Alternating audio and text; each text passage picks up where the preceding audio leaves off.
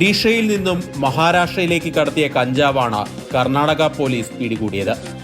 രഹസ്യ വിവരത്തെ തുടർന്ന് ബംഗൂർ ചെക്ക് പോസ്റ്റിൽ നടത്തിയ വാഹന പരിശോധനയിൽ ലോറിയിൽ നിന്ന് 300 കിലോ കഞ്ചാവ് കണ്ടെടുത്തു. പിടിച്ചെടുത്ത കഞ്ചാവിന് വിപണിയിൽ 3 കോടി രൂപ വില വരും.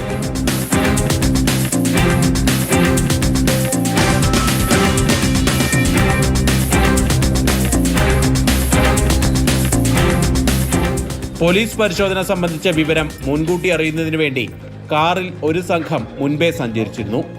ലോറി ഡ്രൈവറെയും ക്ലീനറെയും കൂടാതെ കാറിലുണ്ടായിരുന്ന 2 പേരെയും പിടികൂടിയിട്ടുണ്ട്.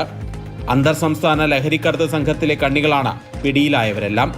ಸರ್ಚ್ ಮಾಡಿದಾಗ ಸುಮಾರು 300 ಕಿಲೋ ಗಾಂಜಾ ಪ್ರಾಪರ್ಲಿ ಪ್ರೊಫೆಷನಲಿ ಪ್ಯಾಕ್ ಮಾಡಿ NDPS ಪ್ರೊಸೀಜರ್ ಪ್ರಕಾರ ಸೀಸ್ ಮಾಡಿ കേസ് ಮಾಡಿರ್ತದೆ. മഹാരാഷ്ട്ര, ആന്ധ്രാപ്രദേശ്, കർണാടക സംസ്ഥാനങ്ങളിൽ കഞ്ചാവ് എത്തിച്ചു നൽകാറുണ്ടെന്ന് പ്രതികൾ ചോദ്യം ചെയ്യലിൽ സമ്മതിച്ചു. ലഹരിക്കടത്ത് സംഘങ്ങൾക്കെതിരെ വരും ദിവസങ്ങളിലും പരിശോധനകൾ ശക്തമാക്കുമെന്ന് പോലീസ് അറിയിച്ചിട്ടുണ്ട്.